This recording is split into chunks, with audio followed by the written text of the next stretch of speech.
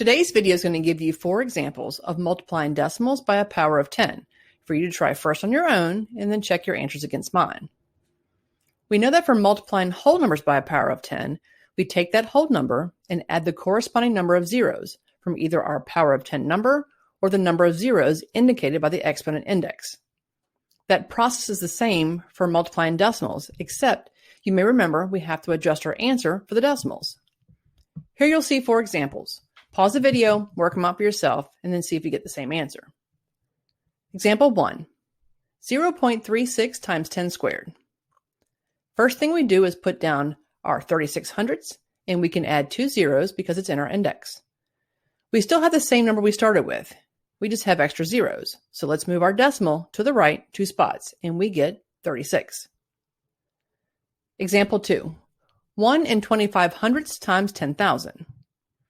So in this example, we have our power of 10 stated in standard form instead of exponential form, but it works the same way. We put down 1.25 and let's add some zeros after it. We have a total of 4 zeros in our power of 10 number, so we move our decimal to the right a total of 4 spots. The final answer is 12,500. Third example, 0.538 times 10 to the 7th power. We write down our decimal and add zeros to the end. We move the decimal to the right 7 times and end up with an answer of 5,380,000. Don't worry about the extra zeros. You can drop them off the beginning or the end. It's up to you.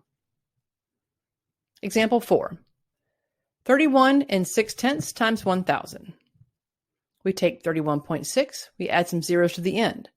Our power of 10 number has 3 zeros, so we move the decimal to the right 3 spaces.